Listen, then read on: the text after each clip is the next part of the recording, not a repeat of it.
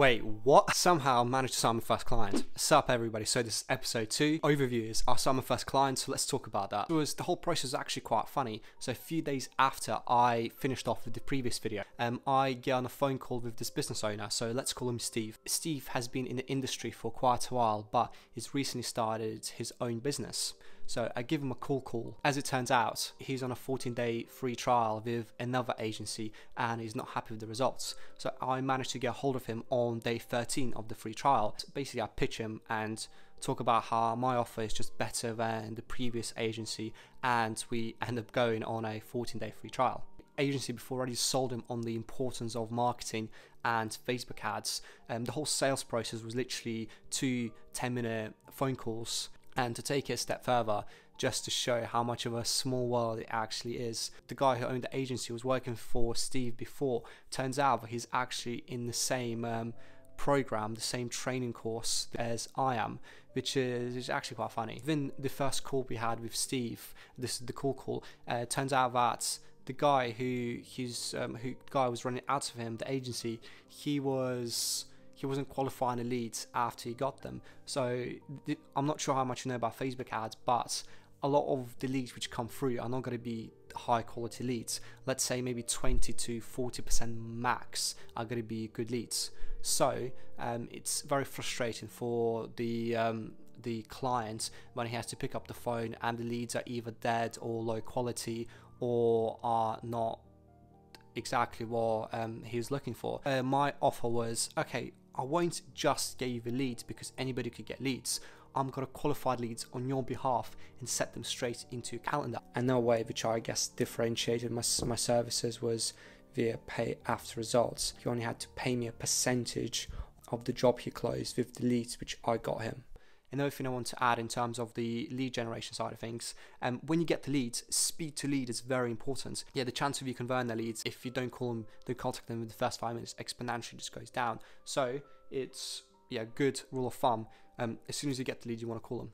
I was talking about the whole sales process. I offered him a 14-day free trial. So at the start of doing anything, like start of this whole SMA thing, just offer your service for free. Like business owner is investing their time and money to run Facebook ads, and in return you are literally learning how to run Facebook ads, because a lot of the times you never really done before. You might watch a couple of YouTube videos or done a course, but it's not until you're actually in the depths of it, in the trenches, is when you learn majority of everything, you know.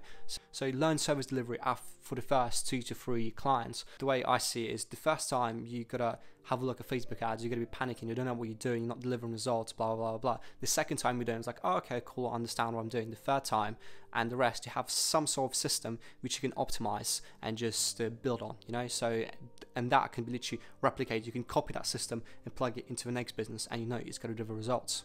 In the beginning, when you're learning and you're getting results, you want to leverage those results, get testimonials and case studies, which will generate you 10 times more than an extra 500, maybe £1,000 will get you this month. The way I envision things is I get really good at service delivery, and clients want to stay with me for, let's say, 5 months to 10 months to maybe even years, because I'm providing such a good service. I'm very good at communicating with the clients, setting expectations, over delivering with what I'm doing. Yeah, instead of relying on sales team and having clients churn every like 2 months, which again is just very unsustainable, because I feel like that's also very stressful, like having to have these conversations with clients. Oh, I'm leaving, you're doing such a shit job. Like I want to be committed to excellence, you know. Okay, now let's talk about the client. So his business is quite new. I think he started just before Christmas, so at the time it would have been like 3 months or so. You can expect with somebody who is on the older side, who is kind of getting into the space, his branding was a bit off, so I tried to do the best I can. I created another cover photo for him, I posted a bunch of times, I got a bunch of reviews from Trustpilot and I put them on Facebook just to make the whole presence seem just a lot more legit, you know. The first ads which I created were not doing an incredible job.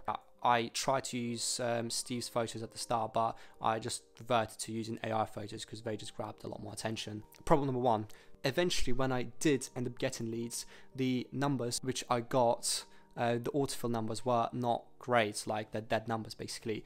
Here's another lesson for you. If you're running Facebook lead forms, a lot of the times these numbers and contact details might be a bit outdated. So what you want to do is have a manual short form question of like, yeah, what's your best contact number? So in this case, you have two numbers to contact. So you've got the primary number and the autofill number as well. And so you have more chance of getting through to the lead. People might have made Facebook accounts ages ago and didn't update the contact details. So make sure that you got the right details.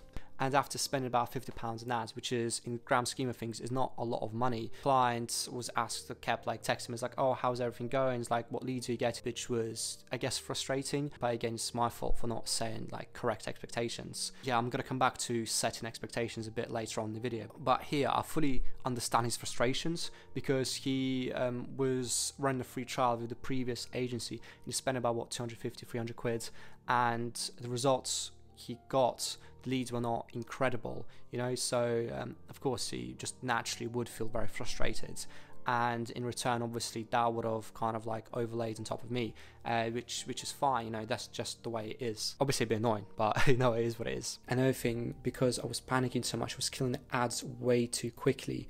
I was spending about £5 per day per ad set, and within the ad set maybe I had 3-4 ads, and within even sometimes in a few hours, maybe 4 or 5 hours after the ad, barely even spend like £3, but the soft metrics were underperforming. I would literally just kill the ad completely.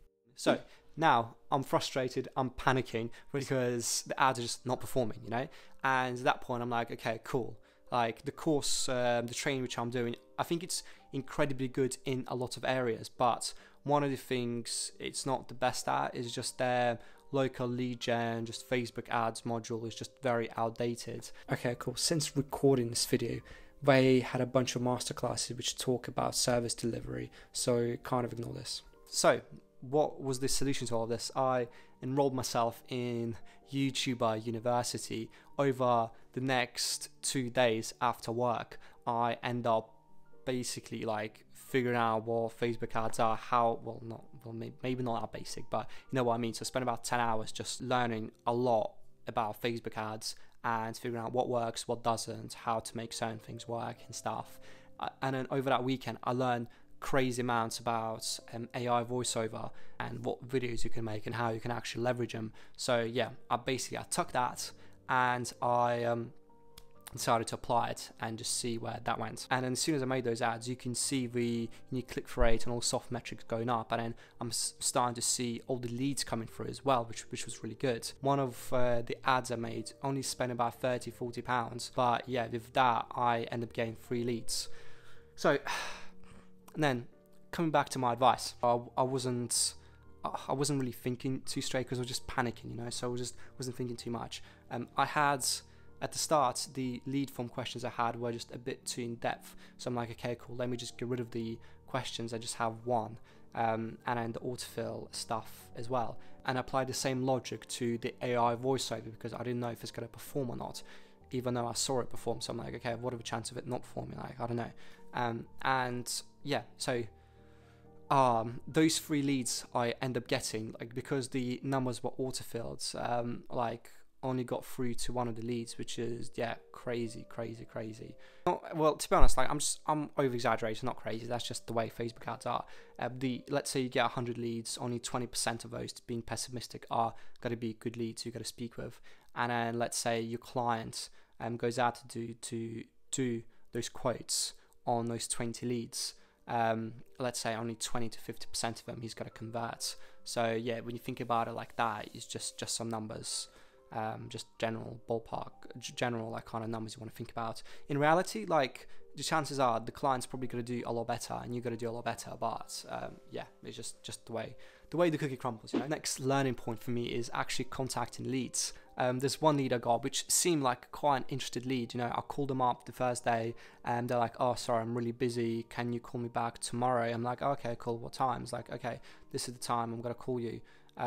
This is like, they confirmed the time and I called them up at that time, said, oh no, something else happened, so I'll call them back the next day and the next day and the next day. That went on for 5 days, and then on day 6 I called them twice and then they hang up both times. I'm like, girl, you are actually just crazy. Like how, and the thing about those, getting in contact with that one lead was more or less arranging my day around it. So let's say I had plans, this lead wanted me to call him at 6 p.m. or 7 p.m. I'm like, okay, cool, I'm going to move my plans, I'm going to change my plans so that I get into contact with that lead, you know, because that's how, like, I just wanted to make it work, you know. But yeah, nothing, crickets really. So yeah, that was hella frustrating. And the client obviously naturally is getting frustrated with all of this. He decides, for multiple reasons, we decide to kind of like part ways. One of the things which he was doing is he was using local Facebook communities and he was selling through that basically, which again, and the results he was getting with that was just a lot better than through ads, and with ads he was again spending money on, which yeah is frustrating from his point of view. But yeah, you know what, it is what it is. He had a bunch of like family problems and stuff, which again I'm not going to go into any sort of detail here, and yeah, he had a holiday booked for like I think a couple of weeks, and at that point, instead of trying to push ads more and him spending more money, we decided just to part ways, which yeah, like is what it is, you know. I learned a hell of a lot. We left things on a good note, at least with what we had, we left things on a good note, and yeah, onwards and upwards. Hey. Lessons, there are definitely lessons here. So what are they? At the start I was just incredibly eager with working with the client, so without having any sort of fundamental Facebook ads experience, it wasn't that I was over promising, but what clients' expectations were of running Facebook ads versus the reality of it was yeah, just two different things. He thought that he could get multiple appointments per day with Facebook ads, although getting multiple appointments per day, which is the clients going out there doing quotes, is definitely possible, but it's very, very difficult. Especially what didn't help is the fact that he doesn't want to be on camera. So what works really well like nowadays is just authentic kind of style content. Well, let's say the business owner is just shooting like a selfie kind of video explaining what they do, the service, the offer, that kind of thing. And I didn't have that. I didn't really have a lot of content to rely on like whatsoever. So I just had to come up with stuff with AI. I learned the fundamentals of Facebook ads. Of course, it's one thing just watching some YouTube videos, but it's another thing of actually being in the depths of it, in the trenches, and actually doing it yourself. I learned how to make good creatives. I learned how to use AI photos, how to create AI photos, and how to create really good AI photos given the software certain prompts. I figured out how to create AI voiceover videos, and yeah, just the importance of them, like the videos are a lot more engaging. Then I learned about offers, because at the start I wasn't having any offer. I would just, yeah, free quote kind of thing. Offer is like one of the most important things in the ads. Let's say you have a subpar creative, like an average creative, but if the offer's good, the ad's got to convert. Another thing I forgot to mention here is the software which I was using was Go High Level, and yeah, Go High Level is really good software, but it's confusing at the start. Well, it's not that it's confusing on its own, but when I'm trying to learn like 5 or 6 different things, it's very confusing to me. And all in all, if you take the stress aside, which there was a hell of a lot of, the whole experience was, yeah, it was really good. As I was saying, I've learned a hell of a lot. With this newfound knowledge, I can take all of it nicely and apply it to the next client. So stay tuned for the next episode. The next thing is reducing outreach. During the time I was just a bit stressed about getting good client results, and some other things happening in my life that I end up reducing the outreach. My main form of outreach is cold calling, and just at certain times I just stopped doing that because I was trying to get good client results, which to be honest is good.